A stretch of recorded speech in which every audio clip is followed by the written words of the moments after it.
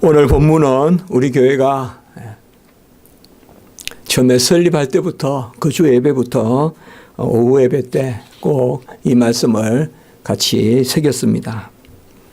어떤 사람은 이 말씀이 조금 힘든 말씀 아니냐 이렇게 생각할지 모르지만 오늘 이 부분의 말씀은 초대교회의 그리스도 찬송시다 이렇게 불리는 말씀입니다. 찬송시니까 즐거운 그러한 노래입니다. 우리가 막 즐겁다고 해서 즐거운 게 아니죠.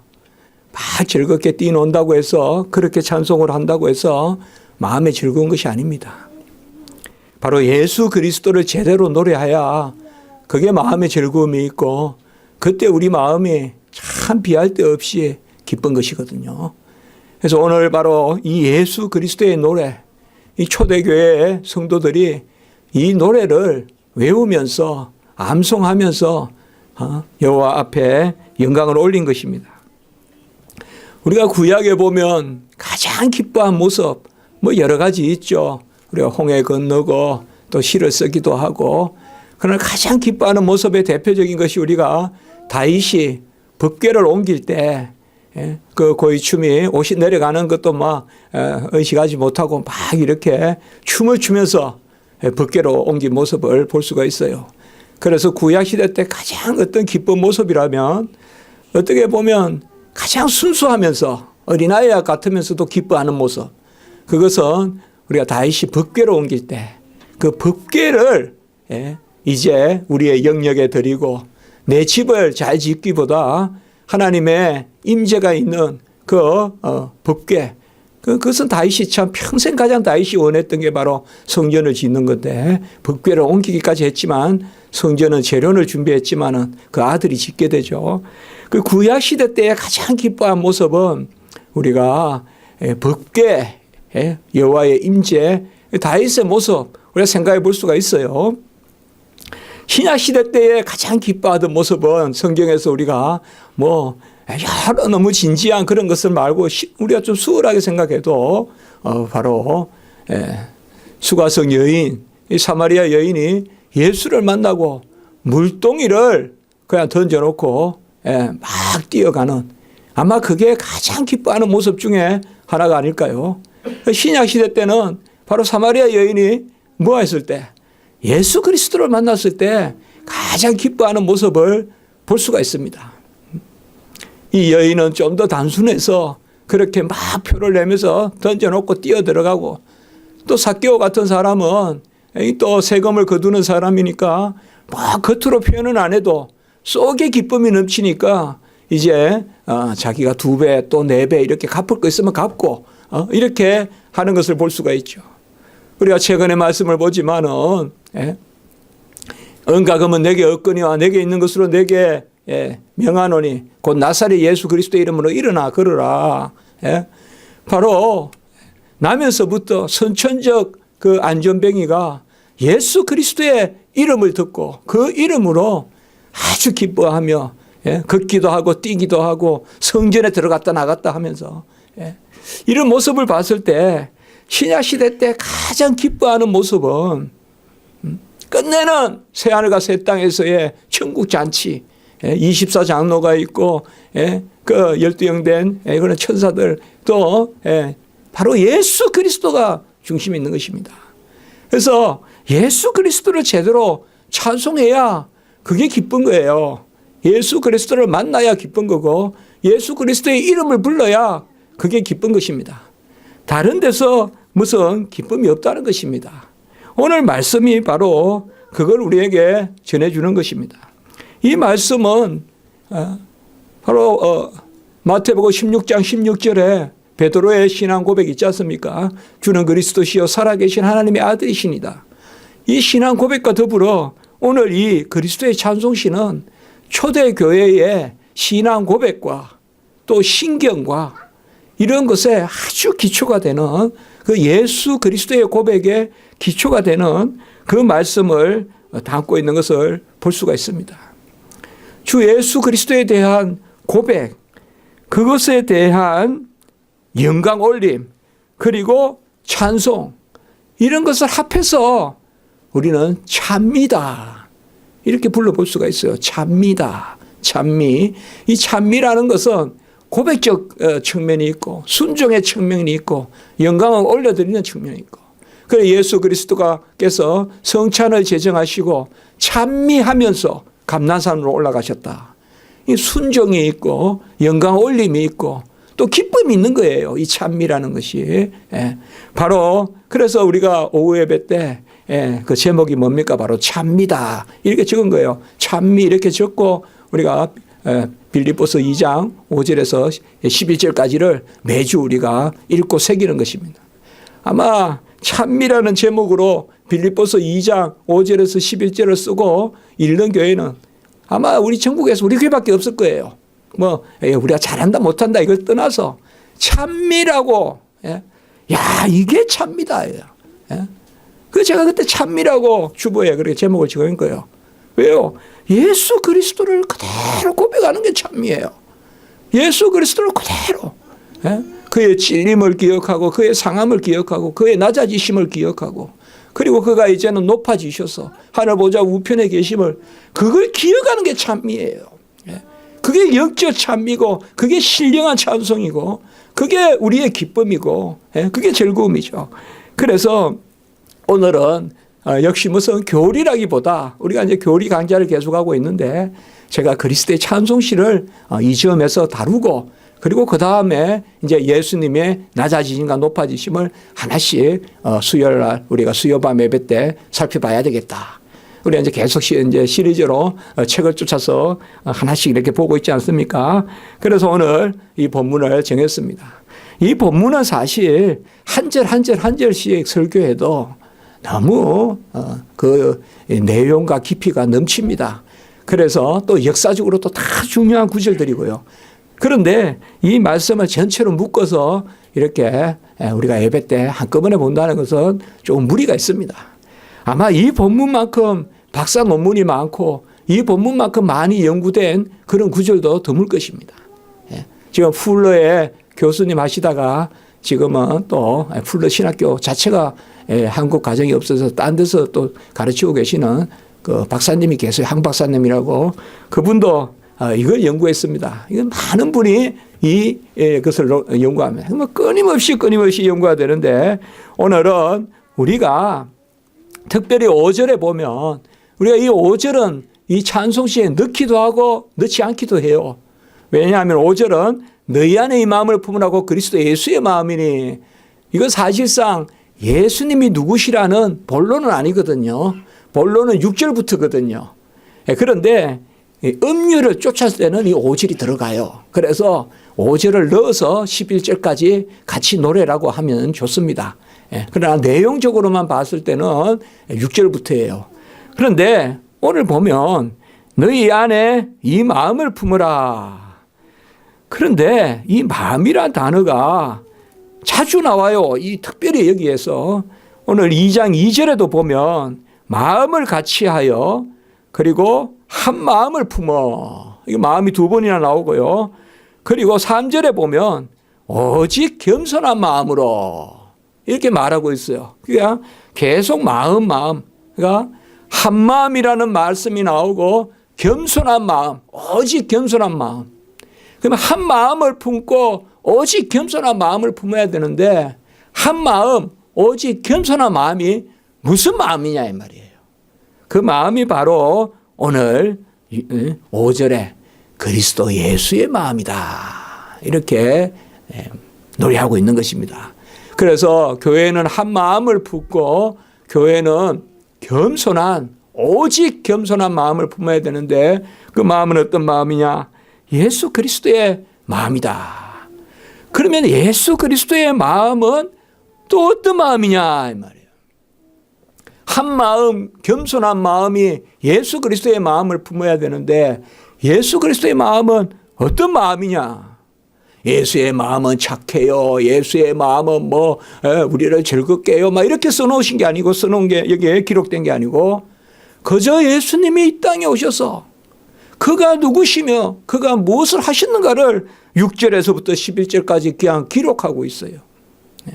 사실 이것도 상당히 중요한 겁니다. 세상 사람들은 내가 누구다, 내가 누구다, 나는 선지자다, 나는 왕이다. 우리 주님은 그렇게 막 자기를 드러내지 아니하셨어요. 도수장의 양과 같이 묵묵히 하실 일을 하신 거예요. 이게 다 은혜가 되는 거예요.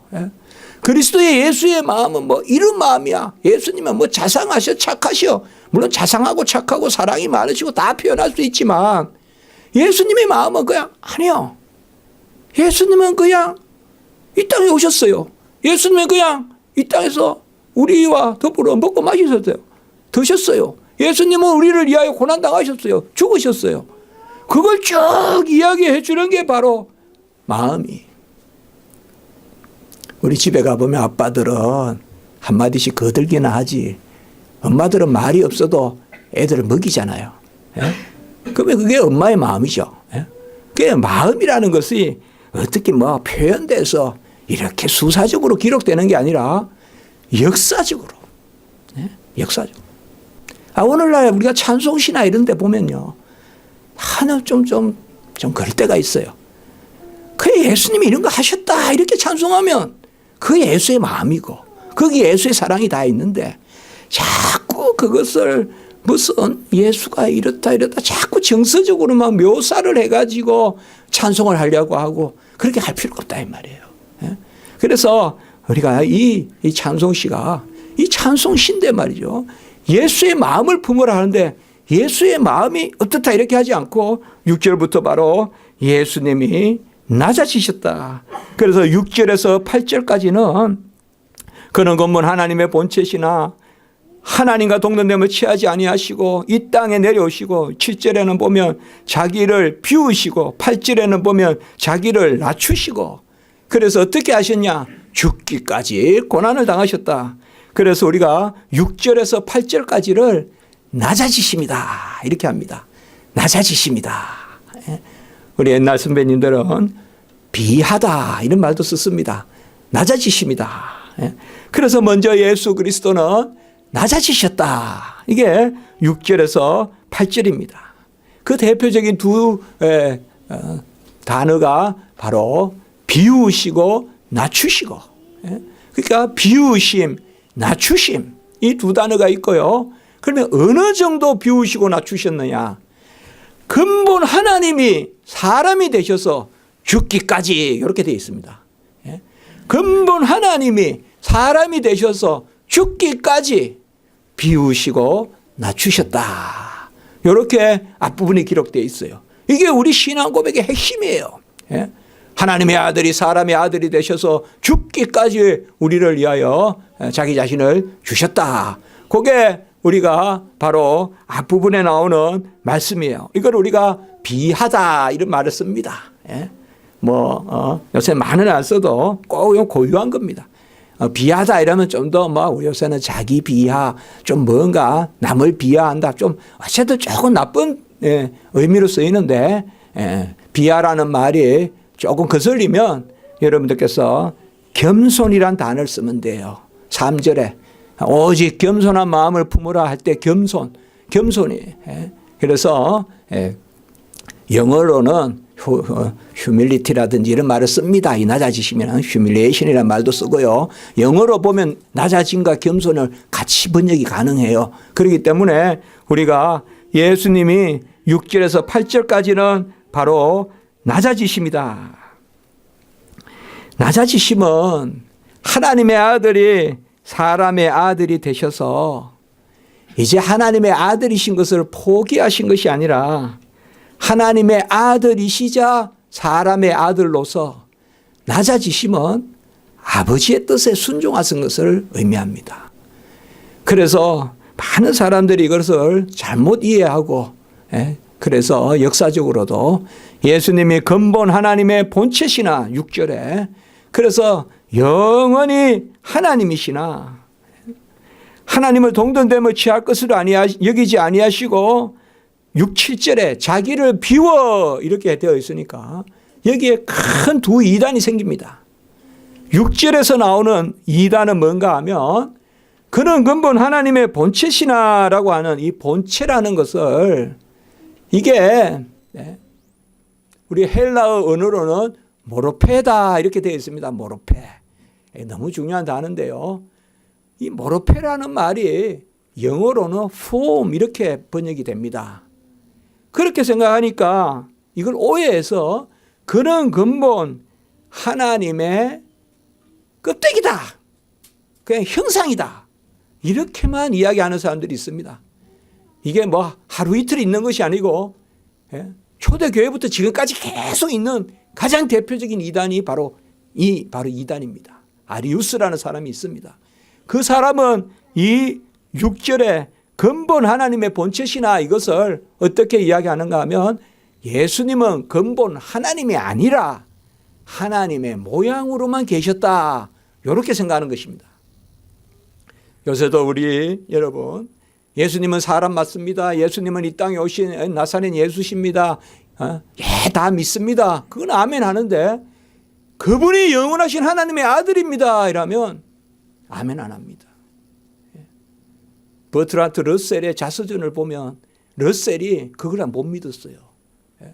예수님이 사람이라는 걸 믿었는데 그가 하나님의 아들이라는 걸 못 믿는 거예요.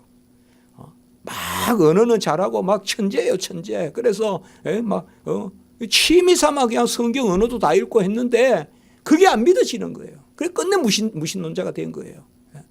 예수님이 이 땅에 오신 사람이라는 걸 믿겠다 이거예요. 그러나 그분이 근본 하나님이시라는 건 못 믿겠다 이거예요. 근데 오늘 6절의 말씀에는 그는 근본 하나님의 본체시나. 이 근본 하나님의 본체라는 말은 영원히 하나님이시라는 것입니다. 영원히 하나님이라.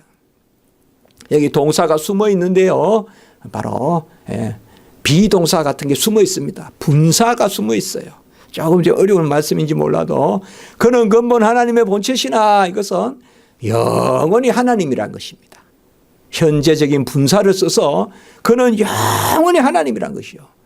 예수님은 영원히 하나님이신데 하나님과 동등됨을 취할 것으로 여기지 아니하시고, 그러면 동등됨을 취할 것으로 여기지 아니하시고 이 말은 하나님이 아니시라는 것이 아닙니다. 하나님이신 분이 7절에 자기를 비워 종의 형체를 가졌다 이렇게 되어 있습니다. 자, 여기에 자기를 비웠다라는 말에 또 이단이 하나 있습니다. 이건 무슨 이단인가 하면 6절에 근본 하나님이라는 것은 믿겠는데 7절에 자기를 비웠다고 했으니까 예수님은 하나님이시다가 이제 하나님이심을 포기하고 내려오셨다 이렇게 말하는 사람들이 있습니다. 이 성경을요 종교학자들에게 그냥 저 교회 안 다니는 어느 기독교 종교학자들에게 보여주면 거의 다 그렇게 해석합니다. 이제는 하나님이 아니다 이 말이에요. 이제는 하나님이 아니다. 왜냐? 7절 봐라. 자기를 비워 종의 형체를 가졌다. 이렇게 말하지 않느냐 이렇게 이야기합니다. 그러나 이것도 잘 우리가 아멘 해야 되는 게 자기를 비웠다는 것은 하나님은 영원하시기 때문에 불변하십니다. 하나님은 변함이 없으십니다. 우리 예수님은 영원히 하나님의 아들이시고 영원히 하나님이십니다. 그러면 변함이 없으신 분이 어떻게 자기를 비우시냐 이 말이에요. 변함이 없으신 분이 어떻게 비우시냐. 그 답은 바로 다음에 이어집니다. 종의 형체를 가지사. 자, 비우시는 게 종의 형체를 가지는 겁니다. 이 말은 뭐냐? 종의 형체란 말은 사람을 뜻합니다. 오늘 여기 말씀에서 종은요 사람을 뜻합니다. 그래서 종의 형체를 가졌다 이것은 바로 사람의 형체를 가졌다 곧 사람이 되셨다는 것입니다. 그러니까 영원하신 하나님이 그 하나님의 아들이 자기를 비우셨다는 것은 비우셨다는 것이 아니라 영원하신 하나님의 아들이 사람의 아들을 취하셨다. 곧 사람의 아들이 되셨다는 것입니다. 그래서 비우심이 취하십니다. 비우심이 취하십니다. 영원하신 하나님의 아들이 비우신 것은 그대로 불변하면서 취해 주신 것입니다. 우리가 하나님께 영광을 올리죠. 하나님 영광 받으소서. 그러면 하나님이 자기를 비우시고 우리 영광을 받아주십니다. 왜요? 하나님은 완전하시기 때문에 더 이상 비울 곳이 없습니다. 그런데 우리가 하나님께 영광을 올리면 하나님은 받아주셔야 되잖아요. 완전하신 분이 받아주시려면 비우셔야 되잖아요. 그런데 하나님은 불변하시니까 그대로 계시면서 받아주시는 거예요. 이걸 우리가 알아야 영광의 비밀을 아는 거예요. 하나님은 그대로 계시면서 비우셔서 받아주시는 거예요. 하나님이 우리 것을 받는다고 해서 하나님이 부족하다 그러면 안 된단 말이에요. 우리는 내가 한 자리에 앉으려면 누가 나가야 내가 들어가지만 하나님 그렇지 않으시단 말이에요. 이것을 우리는 비밀이다 이렇게 이야기합니다. 성육신의 비밀이다. 그대로 하나님이신 분이 이제 사람을 취하셨단 말이에요. 이제 사람의 아들이 되셨단 말이에요. 그거를 성경은 뭐라고 표현하냐? 비우셨다. 그래서 그는 근본 하나님의 본체시나 하나님과 동등됨을 취할 것으로 여기지 아니하시고 오히려 자기를 비워 종의 형체를 가지사. 이게 우리가 아멘 돼야 성육신이 아멘가 되는 거예요. 이게 아멘 돼야 우리가 성탄절의 비밀을 아는 거예요. 이게 아멘이 돼야 하나님의 아들이시자 사람의 아들이시라는 고백이 되는 거예요. 하나님 아들이시거나 사람의 아들이시다 이렇게 하면 안 된단 말이에요. 하나님 아들이시고 사람의 아들이시다. 그러면 영원하신 하나님의 아들, 불변하시는 하나님의 아들, 완전하신 하나님의 아들, 더 이상 채워지지 않는 하나님의 아들이 사람의 아들이 되셨다. 이것을 성경은 비웠다 이렇게 표현하고 있습니다. 오늘 지금 우리가 예배 드립니다. 오늘 지금 우리가 하나님께 영광을 올립니다. 하나님이 부족해서 우리 영광 예배로 채워지실게 하나님이 뭔가 모자라서 우리가 영광을 올려서 하나님이 채워져서 하나님이 기뻐하실까요? 아닙니다. 하나님은 이미 완전한 영광이요 완전한 의미요 완전한 존귀요 완전한 찬송 가운데 계십니다. 그분에게 우리가 찬송을 올려드린다는 것은 그분의 한 가지 방법밖에 없습니다. 똑같으시면서 비워주시는 거예요. 똑같으시면서 비워주시는 거예요. 이건 비밀이에요. 이건 하나님만 아시는 거예요. 그러나 진리예요. 바로 성육신도 마찬가지예요. 그래서 하나님의 아들, 영원 불변한 동일하신 하나님의 아들이 사람의 아들이 되셔서 자기를 낮추시고 죽기까지 복종하셨다. 비우시고 이 땅에 오신 하나님의 아들, 사람의 아들이 자기를 낮추시고 죽기까지 복종하셨으니 십자가에 죽으심이라. 여기에서 8절에서 중요한 단어는 바로 자기입니다. 자기. 자기 자신을 낮추시고 자기 자신을 낮추시고 7절에도 바로 자기를 비우시고 그래서 비우심과 낮추심이 예수 그리스도의 자신을 비우시고 예수 그리스도 자신을 낮추셨다 이 말이에요.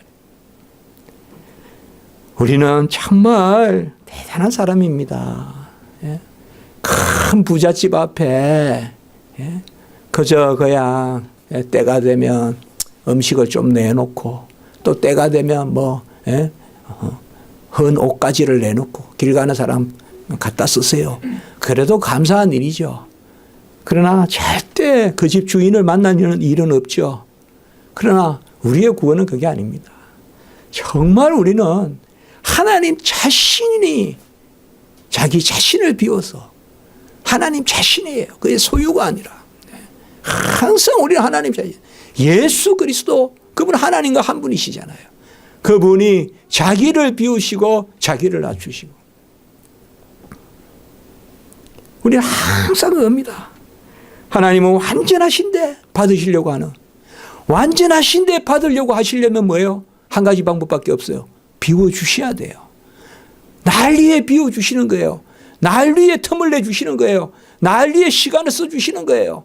난리에 만나주시는 거예요. 그게 자기를 비우고 자기를 낮추시고 죽기까지 복종하셨다. 이까지가 바로 죽기까지라고 했죠. 같이 합니다. 다 이루었다. 이게 그냥 죽기까지가 다 이뤘단 말이에요. 이게 우리가 성경에 보면요, 딱 정확해요. 이렇게 죽기까지. 이게 뭐예요? 다 이루었다. 우리 뭐예요? 잉태 때부터 죽기까지, 성육신 때부터 죽기까지, 그걸 다 이루었다 이 말이에요. 요 다 이룬 것을 우리는 뭐라고 하는가 하면 낮아지심이라 그래요. 이제 아버는 낮아지심은 뭐냐? 다 이루십니다. 그러면 높아지심은 뭐냐? 9절부터 하나님이 그를 지극히 높여 모든 이름 위에 뛰어난 이름을 주고 모든 무릎을 예수에 꿇게 하시고 그리고 모든 일부로 예수 그리스도를 주라 시연하시고, 이거는 찬양을 받으시고 영광을 받으시고, 이것은 높아지심입니다. 그러면 높아지심은 뭔가 하면 예수님이 이 땅에 오셔서 다 이루신 그 일을 이제 위에 계신 하나님 아버지께서 인정해 주시는 거예요. 그게 인정이 뭘까요? 예수님이 죽기까지 복종하신 그 죽음이 대속의 죽음, 아버지의 뜻을 이루는 죽음으로 아버지가 인정해 주시는 거예요. 예수님은 이 땅에 오셔서 죽기까지 복종하셨어요. 아까 이까지가 낮아지시며, 낮아지심은 뭐냐? 아버지의 뜻에 순종하는 거예요. 이렇게 하여 의를 이루며 합당하다. 세례 받을 때부터 해서 아버지의 뜻을 이루는, 아버지의 원대로 하옵소서. 이렇게 아버지의 뜻을 이루는 게 낮아지심이에요. 그리고 높아지심은 뭐냐? 아버지께서 잘하였도다. 그러면 잘하였도다가 뭡니까? 예수님의 죽음이 아버지의 칭찬받는 죽음. 그러면 그 죽음은 어떤 죽음입니까? 우리를 살리는 죽음이다 이 말이에요. 그러니까 부활이라 이 말이에요. 부활부터가 높아지심이다 이 말이에요. 높아지심은 부활부터예요. 부활의 의미는 뭐냐? 예수님의 죽음이 우리를 위한 죽음, 예수님의 죽음이 죽음을 이기는 죽음, 예수님의 죽음이 바로 생명의 죽음이라는 것을 선포하는 게 부활이에요. 그래서 우리는 부활부터가 높아지심이다 이 말이에요. 그리고 부활하시고 승천하시고 보호자 우편에서 우리에게 영을 내려주셔서 그 영을 받은 자마다 11절에 보면 예수 그리스도를 뭐라고 시인하느냐? 주라 시인하죠. 왜 주라 시인하십니까? 그가 날 위해 죽으시고 그 죽음이 내 생명이 되니까. 이게 높아지심이에요. 우리 성도의 삶도 똑같습니다. 이 땅에 있는 동안에는 우리가 비천에도 처하고 또 에레미야와 같이 눈물도 많이 흘리고 바울과 같이 상하기도 하고 찢기기도 하지만 그걸 크게 보면 이 땅에서 우리 성도의 낮아짐이라고 볼 수도 있어요. 그러나 이제 아버지가 우리 것을 인정해 주셔서 잘하였도다 착하고 충성된 종아, 그게 우리의 높아지심이에요. 우리가 이 땅에 와서 사는 이유가 뭡니까? 가만히 꼼꼼히 생각해 보세요. 끝내 답은 하나예요. 하나님의 뜻을 이루기 위해서 사는 거예요. 저도 옛날에 그 말이 뭔지 몰랐어요. 목사님이 그렇게 설교하시면 너무 저거 일반적인 설교 아니냐, 너무 단편적인 말씀 아니냐 했는데 가만히 묵상해 보면요, 이 땅에 와서 우리가 해야 될 게 하나밖에 없어요. 아버지의 뜻을 이루는 거예요. 그러면 뭐예요? 저 땅의 상급은 뭐예요? 바로 착하고 충성된 종아 잘하였도다. 그런데 우리는 무익한 종이라 하라 그랬잖아요. 그건 무슨 말이에요? 이 땅에서 내가 하나님의 뜻을 이루나 하나님의 은혜로 이룬다. 그래서 무익한 종이라 하라. 이게 다 우리 교회의 기독교의 진리거든요. 그래서 오늘 말씀에서 우리가 이제 너무 이렇게 빨리 봤지만은 중요한 것은 전반부에 예수님이 낮추셨다. 자기를 낮추시고 자기를 비우시고 죽기까지 복종하신 거기에 낮아지십니다. 그리고 이제 그 은혜가, 그 죽음이 생명의 죽음이 돼서 이게 이제 오늘 9절부터 지극히 높은 이름을 주고 결국은 뭐예요? 주라는 데 들어가 있다 이 말이에요. 우리가 주라고 부르는 건 뭐예요? 그분이 나의 생명이니까 생명의 주잖아요. 값 주고 사셨으니까. 그래서 모든 입으로 예수 그리스도를 주라 시인하여. 오늘날 우리가 찬송시 예수 그리스도에 대한 말씀 묵상, 그리고 예수 그리스도에 대한 찬송, 이게 바로 찬미고 가장 즐거운 것입니다. 신약시대 때 아까 말씀드렸듯이 사마리아 여인이 예수 만나서 정말 즐거움도 없고, 남편이 있었는데 누가 거쳐갔는지도 모르고, 5이 있었는지 6이 있는지도 모르고, 지금 남자도 있긴 한데 저 남자가 내 남편인지 그냥 남자인지 남편인지도 모르겠고, 그렇게 사는 사마리아 여인도 예수 만나니까 확 기뻐지고, 삭개어도 기뻐지고, 성전 미문 앞에 앉아있던 나면서부터 선천적 안전뱅이도 기뻐지고, 감옥에 집어넣어도 그냥 기뻐 찬미하고 바울과 신라같이. 전부 공통점이 뭐냐? 예수를 제대로 노래하면, 예수를 제대로 고백하면 마음의 기쁨이 있어요. 마음의 기쁨이 있어요. 아주 어묵하고 아주 엄중하고 아주 혼란스럽고 아주 힘든 역경 가운데 있어도 예수님이 십자가가 보이면 기쁨이 차는 겁니다. 기쁨이 차요. 저는 예배 드리러 이렇게 여기 오고 가고, 제가 얼마나 여기 오고 가고를 하겠습니까? 그때 항상 그 기대가 돼요. 참, 뭔가, 그래서 제가 저번에 그랬잖아요. 예배 드리기 전과 후는 다르다. 꼭 하나님이 기쁨을 주십니다. 우리가 예수 그리스도를 바로 고백해서 진정한 기쁨을 누리는 그런 은혜가 있기 바랍니다. 기도드리겠습니다. 거룩하고 자비로우신 하나님 아버지, 주님, 근본 하나님의 본체시나 하나님 동등됨을 취할 것을 여기지 아니하시고 오히려 자기를 배워 종의 형체를 가지소. 그리고 자기를 낮추시고 죽기까지 복종하셨어. 우리의 주가 되신 줄 믿습니다. 주 예수 그리스도 한 분으로 기뻐하게 하시고 그의 이름으로 만족하게 하시고 예수님만 나의 주로 삼고 예수만 나 기뻐 뛰고 예수만 나 사람 변하는 그런 예수쟁이 될 수 있도록 도와주시옵소서.